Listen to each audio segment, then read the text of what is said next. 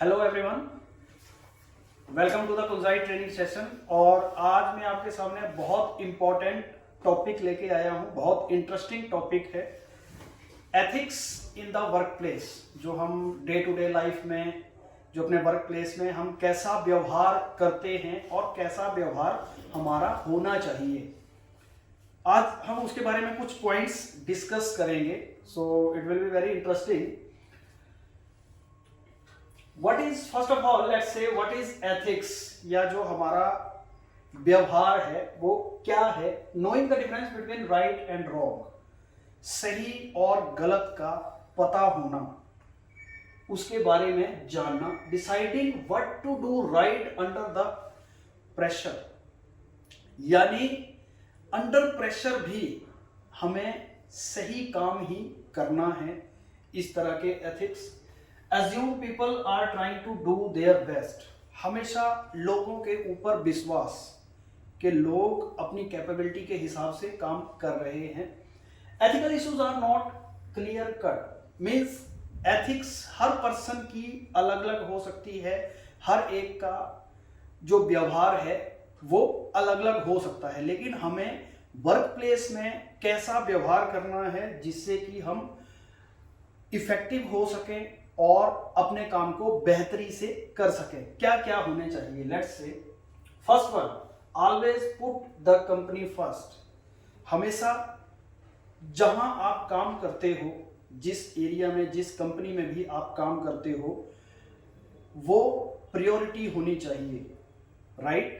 Company सर्वोपरि, जिसको हम बोलते हैं। If you are working in a company, any company, you are a representation of the company. If you speak badly of it, What does that say about? बहुत अच्छा लिखा गया है कि आप जिस कंपनी में काम करते हो, अगर उसके बारे में बुरा बोल रहे हो, इट मीन्स आप अपने बारे में बुरा बोल रहे हो, because you are a part of the company. Right? Second one, work ethics starts from the top down. Means work ethics जो है वो सिर्फ lower level management, operator, workman को ही नहीं, जबकि जो अपर लेवल पे है, मैनेजमेंट है, उनको भी व्यवहार सीखना चाहिए। उनमें भी जो एथिक्स है वो होने चाहिए, क्योंकि ये सब चीजें जो एथिक्स है वो टॉप टू डाउन आती है, ना कि डाउन टू टॉप।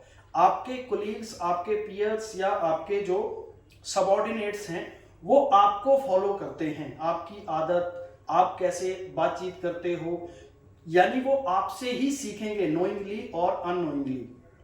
तो जैसा व्यवहार आप करोगे वो भी वैसा ही व्यवहार सीखेंगे, वो भी वैसा ही व्यवहार करेंगे। सो हमेशा अपनी पोजीशन और अपनी रेपुटेशन को ध्यान में रखते हुए ही हमेशा काम करें।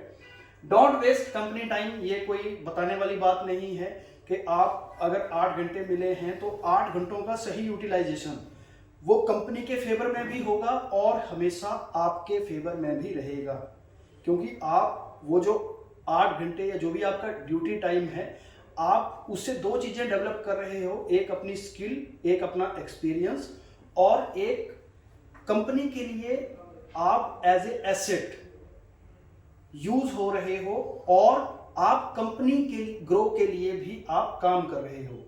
अगर कंपनी ग्रो करेगी तो आप भी ग्रो करोगे। So don't ever waste the company time.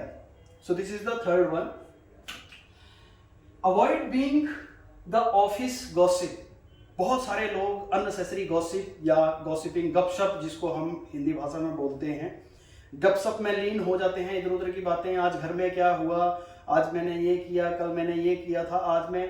सो इस तरह की जो गॉसिपिंग होती है, जिसका हमारे वर्किंग से कोई लेना देना नहीं होता, या इधर उधर की बातें करना, चुगली करना, अपने कोलीग्स के बारे में कुछ बात करना, या कंपनी की बुराई करना, या अपने सीनियर्स के बारे में बात करना, जिससे ना हमें कुछ हासिल होगा ना ही कंपनी को कुछ हासिल होगा। सो कोशिश करें कि इस तरह की जो आदत है, जो हैबिट्स धीरे धीरे हमारे अंदर डेवलप हो जाती हैं, वो आप ना करें, इन सबको अवॉइड करें।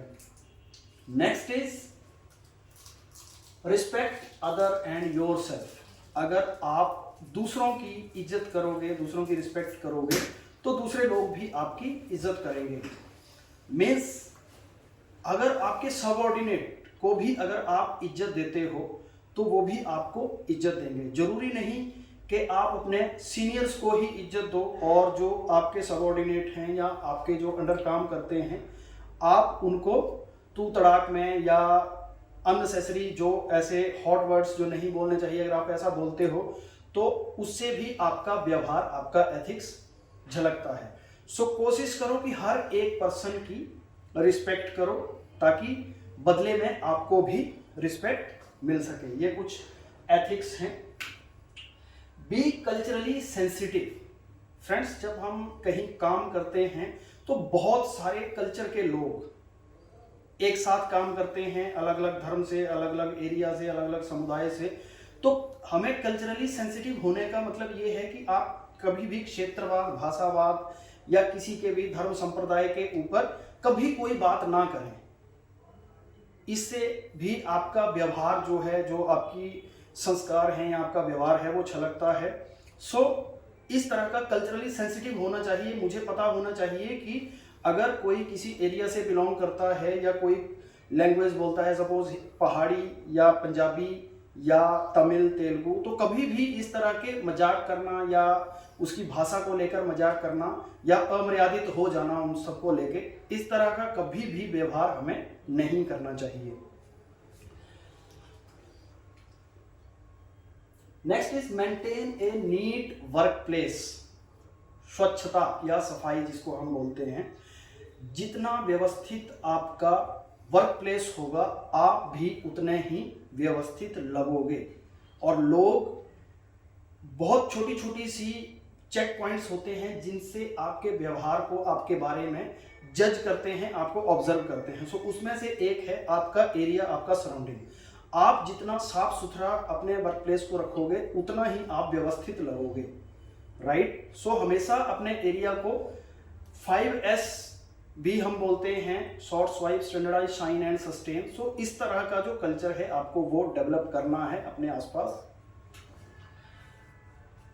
आप एग्जाम्पल देख सकते हैं, ये बहुत ही मेशी वर्क प्लेस बना रखा है और person is looking very pressurised क्योंकि इसको जो चाहिए वो नहीं मिल रहा है और जो उसके सामने पड़ा है वो उसको चाहिए नहीं। सिंपली आप देख सकते हैं। सो जितना ज्यादा आपका work place neat and clean होगा आप उतने ही कम प्रेशर में रहोगे, आपको स्ट्रेस उतना कम होगा। Be an independent thinker. Independent thinker का अगर मैं सोचूं कि किसी के प्रेशर में आके हमें कभी नहीं सोचना है, अपने दिमाग से, अपनी सूझबूझ से, अपनी समझदारी से भी कामों को करें ताकि आपको सोचने का, समझने का अवसर मिले और आप इनोवेटिव तरीके से नई नई चीजें, नई नई इनोवेशंस आप ला सकें। सो इंडिपेंडेंट थिंकर, जब तक आप इंडिपेंडेंटली सोचोगे नहीं तब तक नए नए आइडियाज आप जनरेट नहीं कर सकते। सो this is the most important point. 9th is speak up for the less vocal. हमारे साथ हमारे कोलीग्स बहुत सारे लोग होते हैं, कुछ इंट्रोवर्ट होते हैं, कुछ आउटस्पोकन होते हैं, कुछ बहुत कम बोलते हैं, यानी अपनी बातों को सामने नहीं रख पाते हैं। तो हमेशा उनकी आवाज बने, ठीक है। मीन्स अगर आपको लगता है कि इस पर्सन को या मेरे कोलीग को कोई प्रॉब्लम है और ये अपनी प्रॉब्लम शेयर नहीं कर पा रहा है या कहीं मैनेजमेंट में उसको अपनी बात शेयर करनी है, तो हमेशा कोशिश करें कि उनकी बात को हमेशा रखने की कोशिश करें। जो लोग बहुत कम बोलते हैं, इस तरह के बहुत से लोग आप एग्जाम्पल खुद सोच सकते हैं। So next is look after your physical and mental health. Ethic, इसको भी एथिक्स में ऐड किया है कि एक तो आपकी फिजिकली आपको हेल्दी होना बहुत जरूरी है। स्वस्थ तन में ही स्वस्थ मन रहता है। हमारा दिमाग, मस्तिष्क तभी सही काम करेगा जब आपकी हेल्थ अच्छी होगी। आप वर्क प्लेस पे अच्छे से तभी काम कर सकते हो। अगर आपकी सेहत सही नहीं है, आप प्रॉब्लम फील कर रहे हो, आपको पेन है या आप फिजिकली कोई चैलेंज फेस कर रहे हो, तो आप कभी भी अपने काम को बेहतर ढंग से नहीं कर सकते। इसीलिए आपको अपने फिजिकल हेल्थ का बहुत ज़्यादा ध्यान रखना है, और मेंटल हेल्थ, आपको चीज़ों को समझना और नई नई चीज़ें सीखना, नए नए इनोवेटिव आइडियाज़ और दिमागी कसरत जो होती हैं, कुछ गेम्स होती हैं, पजल वगैरह, उनको भी आपने यूज़ करना है ताकि आपकी फिजिकल और मेंटल हेल्थ दोनों बिल्कुल सही रहे। Don't be jerk who makes fuss about team work, team work makes the dream work. जब हम कभी किसी बड़े काम को करते हैं या कोई चैलेंजिंग टीम वर्क होता है, तो कभी भी टीम में वो मेंबर ना बने जो अपनी ही टीम की बुराई करता है और अपनी ही टीम की टांग खींचने में लगा रहता है। बहुत से ऐसे लोग होते हैं कि जो जब टीम बनती है तो वो बैक सीट ले लेते हैं।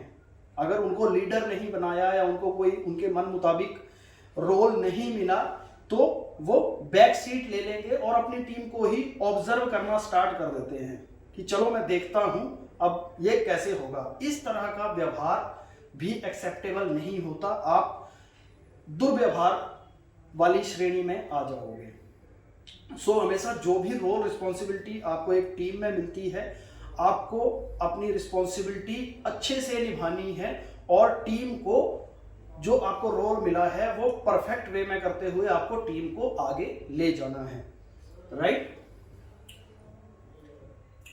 Avoid being erratic with your work performance. Excellent work ethics means keeping constant flow of great work.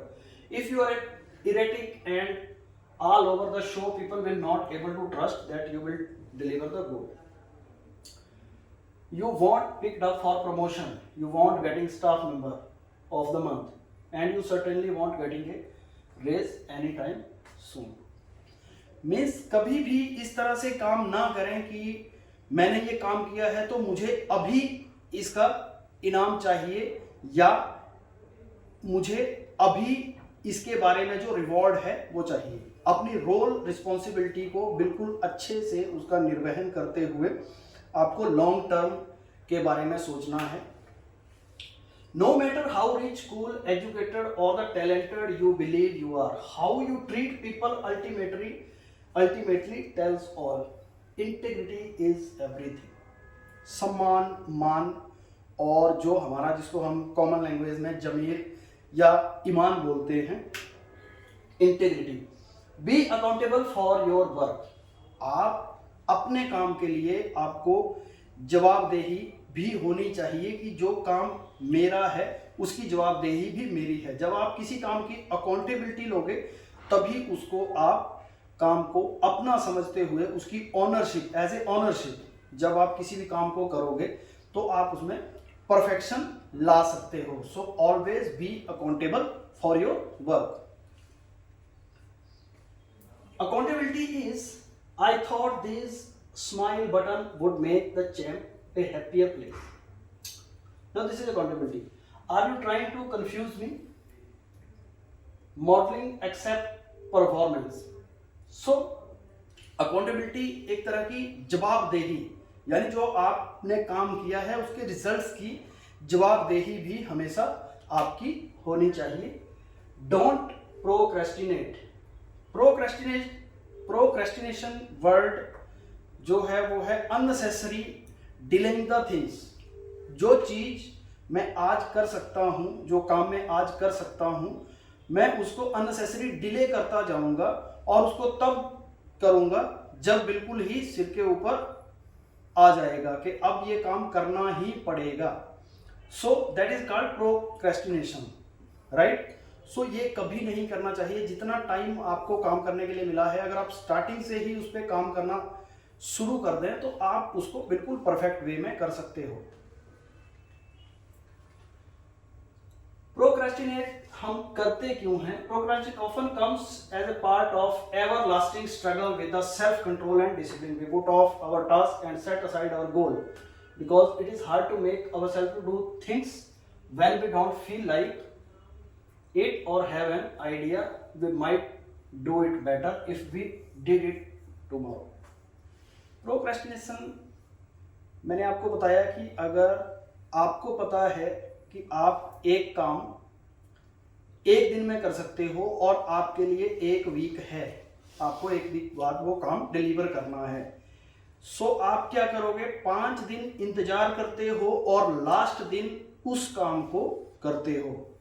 ठीक है, उस काम में कभी भी परफेक्शन नहीं आएगी क्योंकि आपने वो काम जल्दबाजी में किया है, बिल्कुल एंड ऑफ द मोमेंट पे किया है।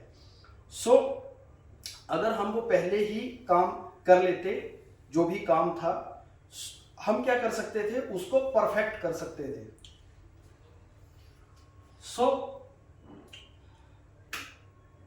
Work place impact, decrease in moral, breakdown in the chair of command, burnout, grievance and lawsuit, loss of productivity, damage to image and reputation।